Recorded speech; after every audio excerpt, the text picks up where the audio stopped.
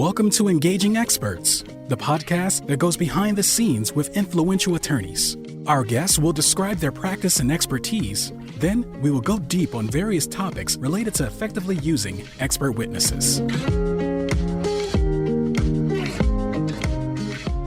Hi, this is Russ Rosenzweig. I am the CEO and co-founder of Roundtable Group and also the host of this podcast series, Engaging Experts. We have a great guest for you today, Greg McConnell. Greg is the Senior Pro Bono Counsel at Winston Strawn and an inspiration for our own pro bono programs here at Roundtable Group. So thank you, Greg. Welcome. My pleasure. It's great to be on here, Russ. Now, before we dive in, let's have a quick message from our sponsor. This episode is brought to you by Roundtable Group, the experts on experts. We've been connecting attorneys with experts for over 25 years. Find out more at roundtablegroup.com. So great to have you on the program, Greg. Let's start with the very concept of pro bono, because that's the topic of our episode today. And in these times, pro bono is more important than ever, in my opinion. And, many of our listeners are fellow business owners like me, CEOs of fast-growing private companies, and might not have a thorough concept of what the heck pro bono is. So what is it? Why is it important? And why do lawyers do it? Let's start there.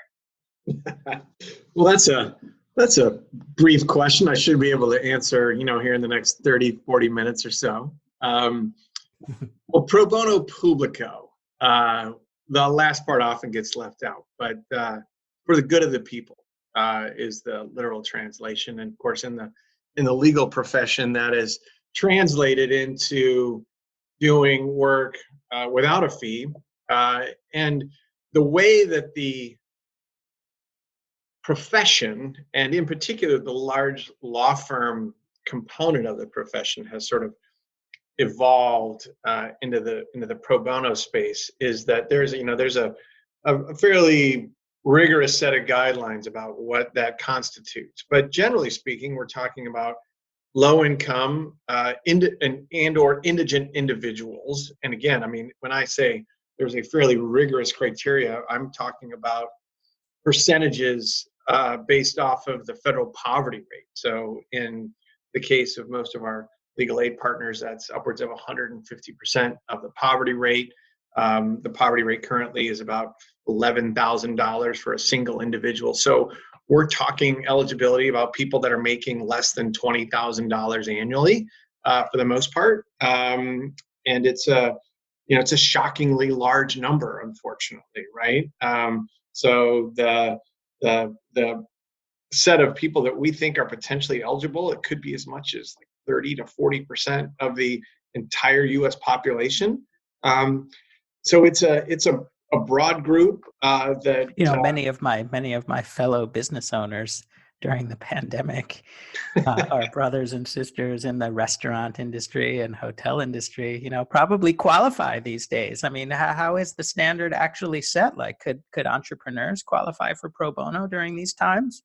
Well, so that's a really a great question, because the way that the eligibility criteria has evolved over time is that, historically it was just individuals, people with basic individual needs, landlord-tenant issues, basic domestic relations issues, consumer issues, all of the things that you think of that are sort of endemic to the poverty community. But over time, particularly as law firms have become involved, and our expertise really lies more frankly in representing organizations over individuals. And a lot of times doing that in a litigation construct for the individuals. For our organizational clients, it's business needs. And right. Who are the ideal clients for that? We're talking about entrepreneurs, small business owners, nonprofits. So over time, we have seen our constituent group grow from being largely individuals to now being, I can't say I haven't dug into the current numbers from last year. We haven't spun them out yet, but probably about 40% of our hours now are going towards organizational clients, and small business owners being a large part of that. And if I can sort of spin off that a little bit, we've really been focusing a lot after the murder of George Floyd of trying to identify Black-owned businesses and helping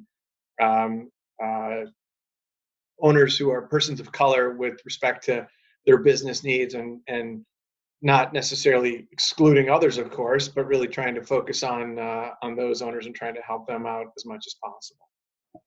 Well, I think that's so important, and all of us are so focused on social justice, and even us here at Roundtable Group are actually focused on bringing a lot more diversity into the expert witness pool.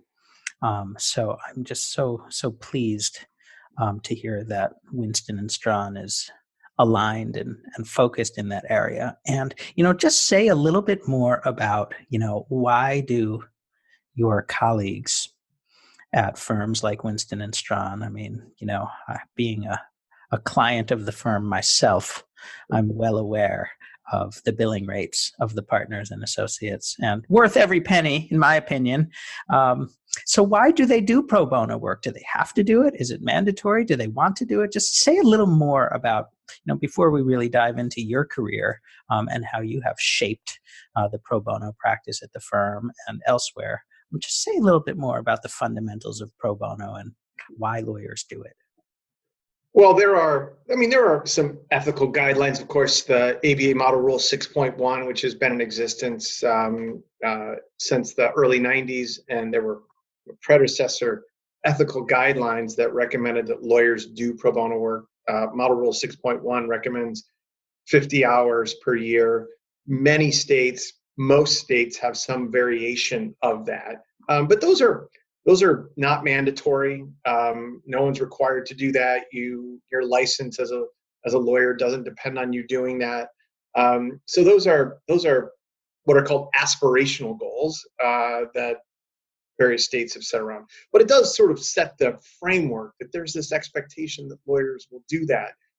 What I find on a practical level is that I think lawyers understand that they have a unique skill set and they are sort of uniquely qualified to help people in very difficult circumstances. And I say people, I mean people in organizations in very difficult circumstances that others frankly cannot. And so I think there's been an understanding of that, and I think there's a desire on most people to really step forward and help out, particularly as you mentioned in these times, not just with social justice issues, but in particular with the fallout of the pandemic and so many people facing financial crises, requires legal help in many instances. So I think that largely it's a function of this understanding that I can really help people. I can impact their lives in a way that no one else can, and that's powerful. And I don't mean that in a power grab way. I mean that's powerful in an impactful way. And I think that most people walk away from their experience and feel like they've done something to really maybe even change the course of somebody's life in a way that to them may not be so consequential. Helping somebody establish a business, which could be a fairly routine thing for a lawyer that helps establish businesses all day long, but that could be the culmination of a life goal for somebody.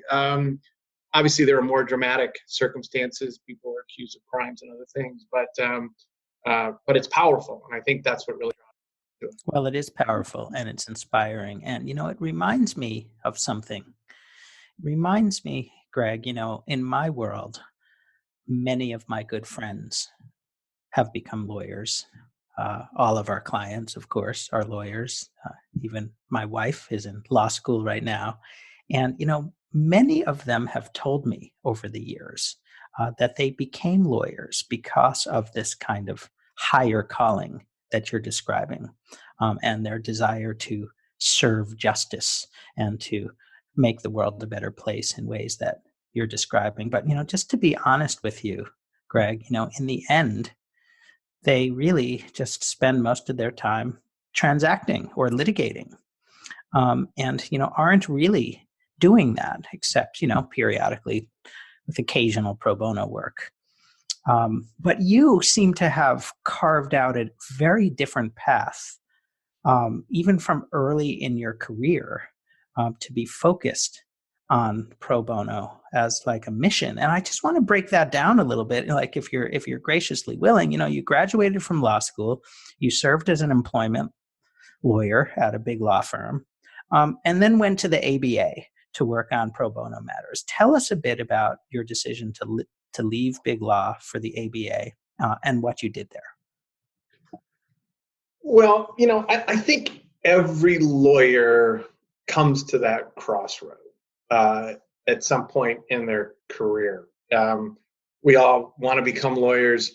We think we want to become lawyers, maybe at a large law firm, but no one really knows what that means and what that means in practice. And for me, as I got further along in my career, what I found to be the most rewarding part of what I did all day was advise some of our pro bono clients. In particular, there's a nonprofit on the south side of Chicago, Furman Community Services, which is right outside of the Robert Taylor homes in a distressed neighborhood. And I became friendly with their executive director. And I came to understand that every day she went to work and had this mission of making that a better community. And I was sort of just enthralled by how powerful and impactful that was. And my first inclination, frankly, was to quit the law and try to become an executive director of a nonprofit organization. And then I had the not so brilliant conclusion that, hey, I have a law degree. I can do things to help people without necessarily trying to develop an entirely different expertise. I'm not I don't have, I'm not a social service person by training and background. And it would take a while to sort of grab all of that. So I thought I had a path laid out in front of me, and I just needed to figure out how to go about doing that. And so I guess the crisis point was when I realized that I was really far more engaged in my pro bono work than I was in my professional work, and that I really needed to make the switch in order to be effective at what I was doing and to find some fulfillment out of my career. And is it the American Bar Association and your work there that allowed you to manifest that new path, or was it after the ABA when you joined Winston Strawn? Well, the ABA was certainly the start of it. I had the good fortune while a young associate of meeting a woman by the name of Bonnie Allen, who at the time worked at the ABA and hired me there. Bonnie's now the executive director of the Chicago Lawyers Committee for Civil Rights under law, and is a terrific leader nationally and locally. And she and I, back before networking became such an ever-present goal of everyone, we met at a meeting and kept in touch. And she called me up and told me she had an opening just about the same time I was kind of exploring whether I wanted to do something different, and had a position at the Center for Pro Bono at the ABA. So I immediately went into this role of helping lawyers manifest their desire to do some pro bono work and do it in the way that was most important to them. What were some of the things you accomplished at the ABA? Well, at the ABA, the one at the time, there were a number of real sea changes happening in the legal services world. The Legal Services Corporation at that time had been restructured in 1996 by the Congress at that time, in sort of the second term of Bill Clinton. And so there was this change in how organizations were developing their pro bono activities in terms of how they were getting funded. And so the ABA's role then was to work with those organizations to understand best practices, to figure out how they could recruit lawyers most effectively. And so we put in place a number of programs that were designed to help organizations that were formerly strictly staff-based. So just to diverge a little bit into a legal services organization, many of them, most of them have lawyers and they have clients that they're representing with their staff. The question then is, how much of their staff time do they want to devote to recruiting pro bono lawyers to take on a portion of their overall caseload? So we were helping work with the Legal Services Corporation and all of their grantees to develop the the best programs for them that would help them increase their pro bono component, because that was part of the change that was happening in the Legal Services Corporation funding mandate.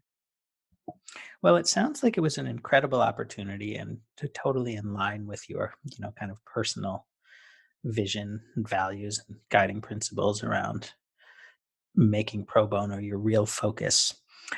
So after a few years there, you went on to one of my very favorite law firms, Winston Strawn, and our good mutual friend Kimball Anderson there was actually literally our beloved very first client in the expert witness context 25 years ago.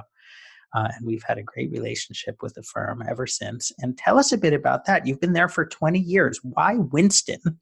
And what are some of the things you have been doing there in the pro bono context? Did you ever practice, regular law, for lack of a better term there, or was it always and ever in the pro bono counsel role?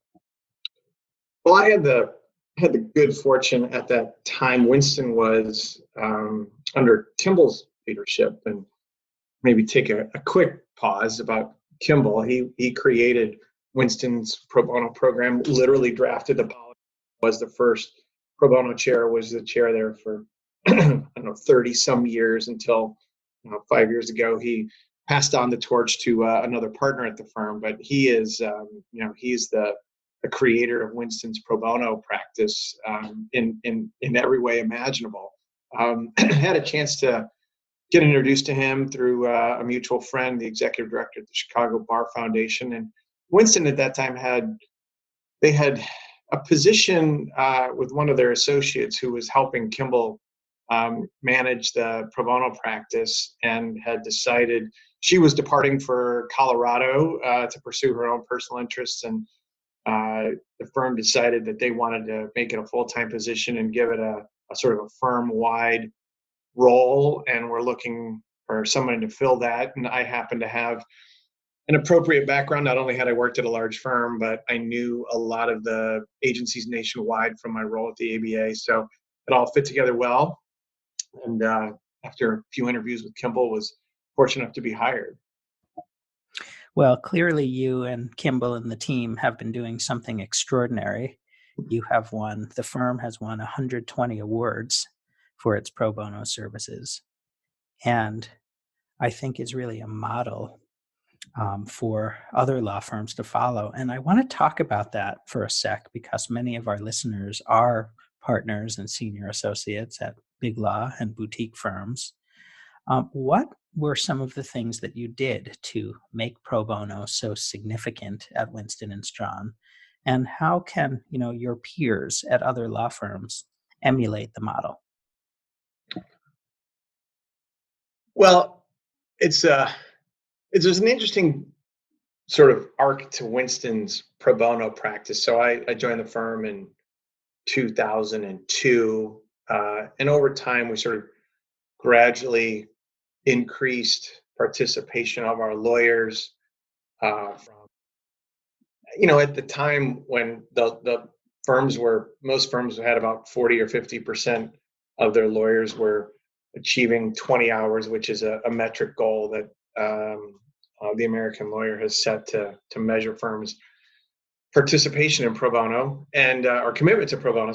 And we were doing fine. We were keeping pace with most of our firms, but it wasn't really extraordinary. And I have to give credit to our current managing partner and our managing partner at that time. But it was about 2011, and we had this very sort of, call it a come to Jesus moment for the firm and for me and for him, Tom Fitzgerald. And his question to me was, "Are we a great pro bono law firm?"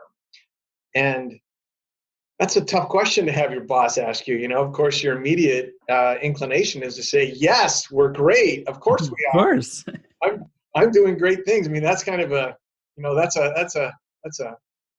an easy question to answer, at least as you'd like to answer. But that was not the reality, and I knew that, and he knew that, and we were good but not great. And I said as much, and his response to that was, "Well, we are doing everything that we can to be a great law firm, not just a good law firm."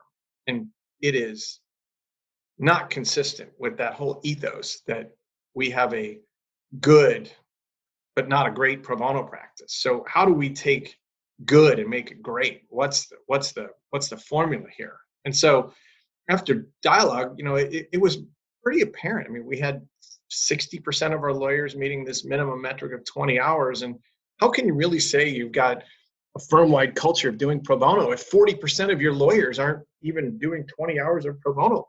I don't think you really can. And so we committed to the idea of getting all of our lawyers to participate, at least at a minimum threshold, that really only through full participation of all lawyers in all ranks in all offices can you really have a culture of pro bono. And so that was what we thought was the path to embark on. And then, as is Tom's sort of modus operandi, he said, what can I do? How can I help in achieving that? And I said, well, you have the bully pulpit, you have the leadership, and if you can impress it upon all of our lawyers, I'm certain that'll go a long way. And so from that time, certainly before then, but after that point, he has become extremely committed to the firm becoming a top pro bono law firm. And we've achieved that, and he deserves a great deal of credit for that, really by embracing it and promoting it, and not just giving it lip service, but taking it very meaningfully. And so when partners go to their compensation meetings, they talk about whether they've met their pro bono commitment for the year, and if people haven't, Tom's the first one to call people and say, hey, we could really use your help this year in achieving our firm goals, and has been a very active recruiter and a very active leader.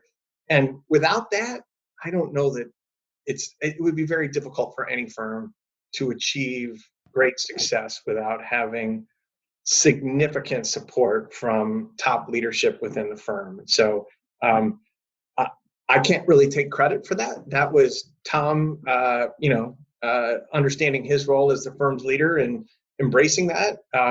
I've certainly benefited by it, as has the firm, and that's it's been a terrific ride. But a lot of that has to do with firm leadership really undertaking the cause.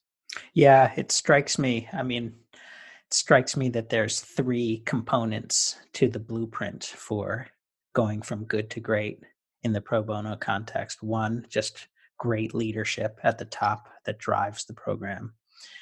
2, excellence around the execution of the program, which was your role.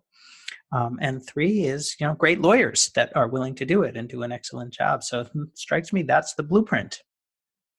Yeah, no, that's absolutely right. And, I got to say the difference between, 10 years ago and today, Russ, is that, I'd have conversations with people about why they should do pro bono work 10 years ago.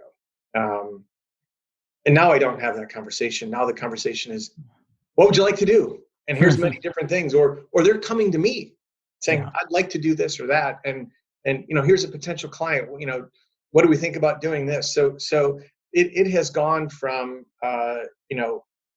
a position where I was trying to convince people about why to now trying to help people find the most appropriate opportunity or to leverage their skills in a way that's going to have the most impact on our communities when they want to help but aren't quite sure what to do or how to get there. So the difference from my interactions with our lawyers today from 10 years ago is stark and extraordinary and really, fantastic to be a part of. Well, it's very encouraging and comforting to hear that top lawyers view pro bono service as its own reward and don't even need to contemplate anymore. Why am I doing this again? So that's just really, really great. And tell us a bit, Greg, please, about the Association of Pro Bono Counsel. Seems to me somehow in your spare time, you've become a fellow entrepreneur and founded a new organization. And, tell us about this association. What is it? Give us the how and why. Who's open to membership, and what are some of the functions of the Association of Pro Bono Counsel? Well, I can say, Russ, without really any qualification, that helping form ABCO, the Association of Pro Bono Counsel, is certainly a career highlight, something I'm extremely proud of. Currently, ABCO is a mission-driven membership organization helping law firm pro bono professionals not only fulfill their role, but to help increase and encourage pro bono among attorneys in large law firms around the country. I say large law firms. It doesn't have to be a large law firm. You asked me about eligibility. It could be a firm of any size, but we are ABCO's membership criteria makes certain that whomever is applying for membership devotes at least 50% of their time to pro bono management, as opposed to being in a commercial practice and maybe having, being the chair of a pro bono committee, which is, a very extensive role and an important role, but probably something that, most chairs might spend 5% of their time doing, where we were looking for people that were really dedicated pro bono professionals, not just in spirit, but in title and in function. And so that's been an important part of it, that we were looking for people that were, professionals at doing this. But getting back to the formation, it was a number of us had been in a role comparable to mine and regularly met with each other at various conferences that were designed, national pro bono conferences, either from the American Bar Association. There's an organization that's existed since the mid-90s, the early 90s, called the Pro Bono Institute. So we regularly convened at those meetings, and it struck us that those meetings weren't necessarily quite geared for us the way that we would maybe develop the programming if we were the ones that were responsible for that. And it was also this idea that, we had a real strong understanding of what we really wanted out of those meetings and how we could maybe move forward the profession of being a pro bono manager, a pro bono leader forward. And so 5 of us, Maureen Alger, who's now at Cooley and was at Cooley at that time, Amanda Smith, who's at Morgan Lewis, Angela Vihil, who's at Baker McKenzie, and Sarah Lynn Cohen, who's at Sherman and Sterling. Got together just informally and said, "Hey, we ought to create an organization to help promote these goals." And it was one of those things that, as so many of these ideas happen, it was maybe after dinner and maybe after a few drinks and getting, excited about the concept, and it all sort of fell together. In fact, we had a napkin that we were writing, literally, a napkin that we were sort of outlining what some of the goals of the organization ought to be. And the 5 of us took that forward, created a nonprofit, and then, quickly understood that this was not an organization about us, but an organization about our community, and enlisted our other colleagues, at that time, a much smaller community than what it is now.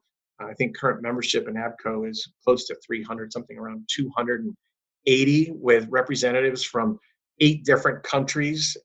So it is expanded well beyond our wildest dreams about what we could accomplish. Amazing.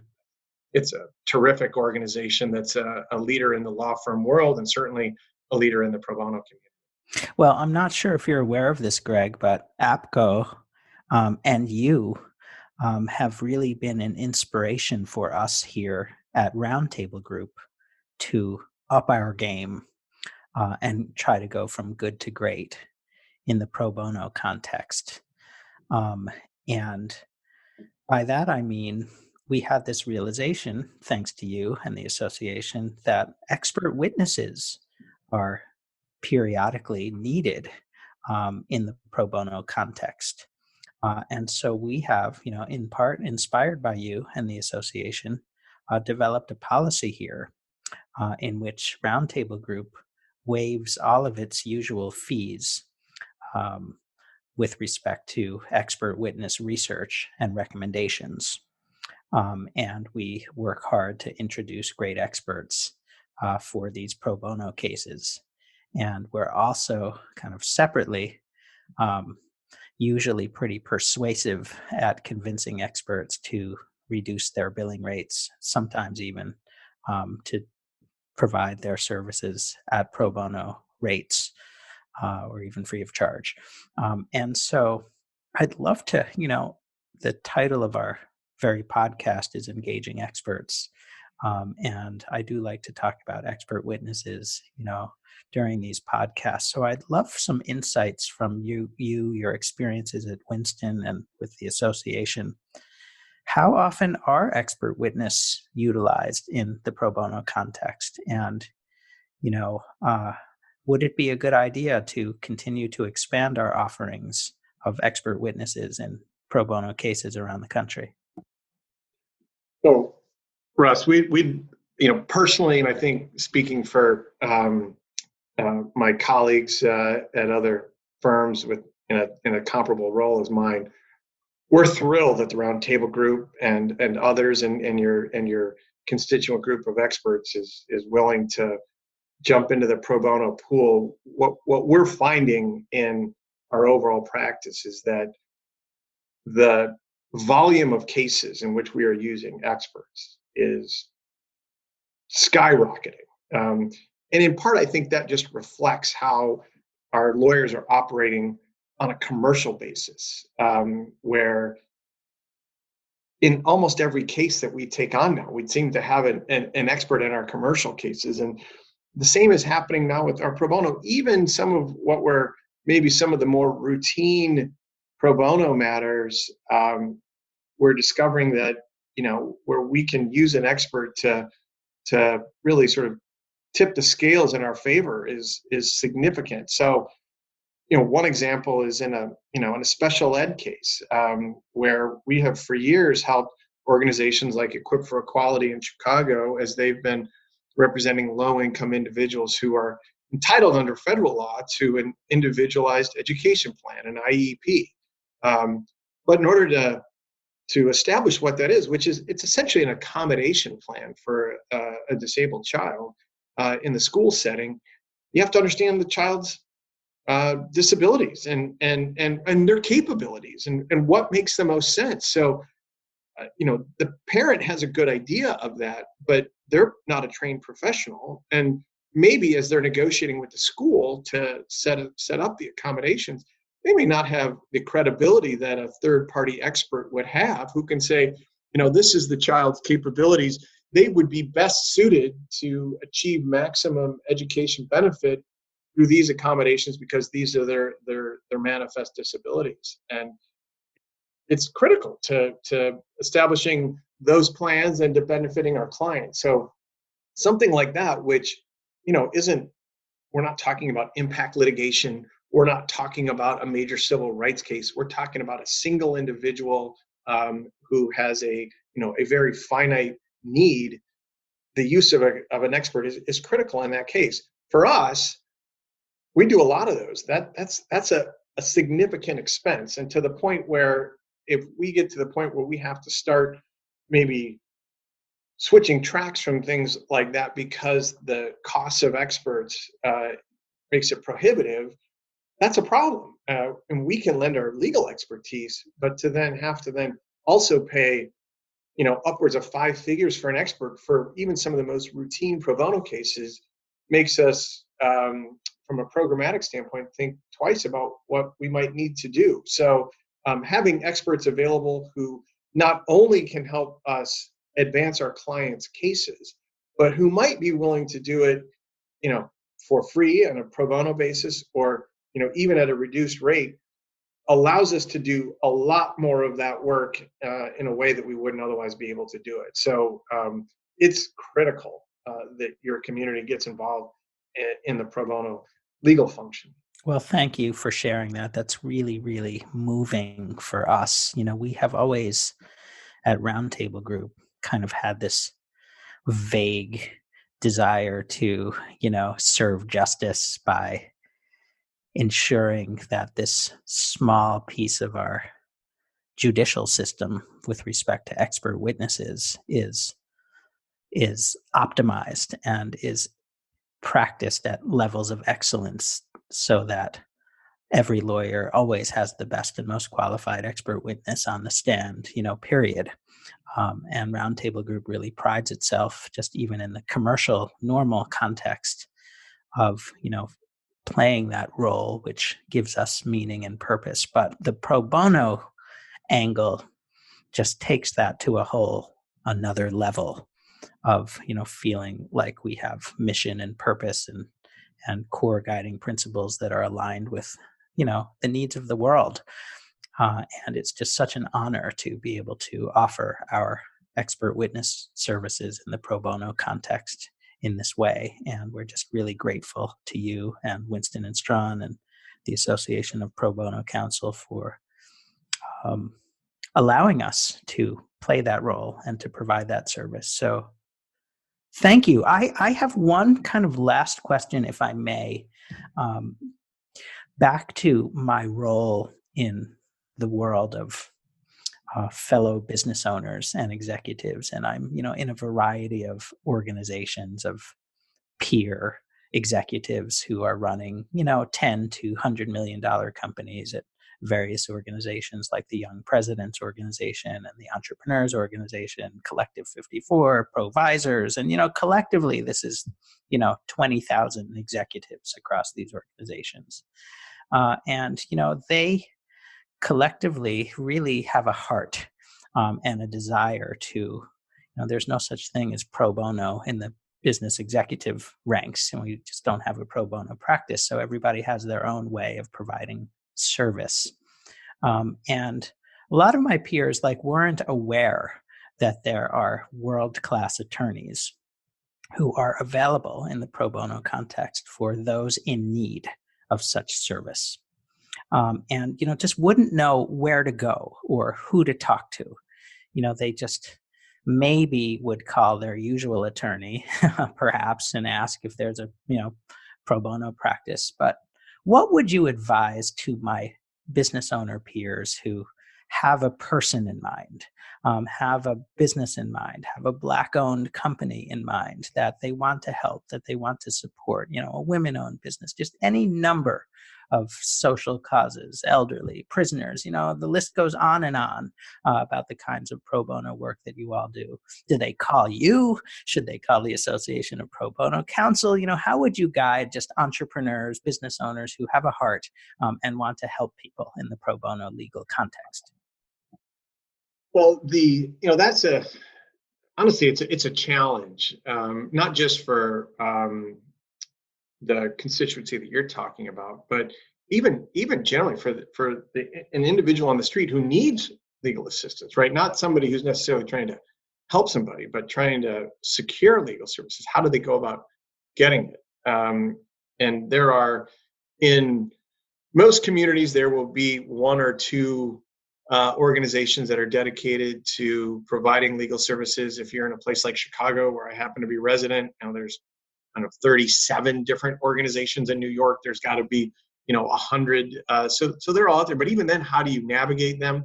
There are online services like Law Help and others that help people sort of navigate that if you want to do it. But that may not be the most easily, just the easiest track to follow. If you have some of your colleagues, Russ, that are interested in helping out and want to kind of know where they can place their marker, I would happily field any of their questions, and they can reach out to me, and I would be pleased to help direct them within the law firm community, within the network of legal aid and pro bono organizations nationwide, because it can be a challenge to identify kind of how to get into that process and how to really find someone to help out. So in some ways, having a Sherpa or a guide along the way could be valuable. And I would certainly extend an invitation to anyone who's looking to find a way to help out somebody else, that they can certainly email me, or I'd be willing to help out for sure.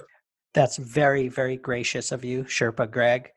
And what is your email address, please? So it's gmcconnell@winston.com. And, I'm on email all day, every day. So anybody that would send me an email, they probably just need to drop your name, Russ, along the way so that I know they're, one of your friends of Russ would be helpful. Fair enough. Friends of Russ.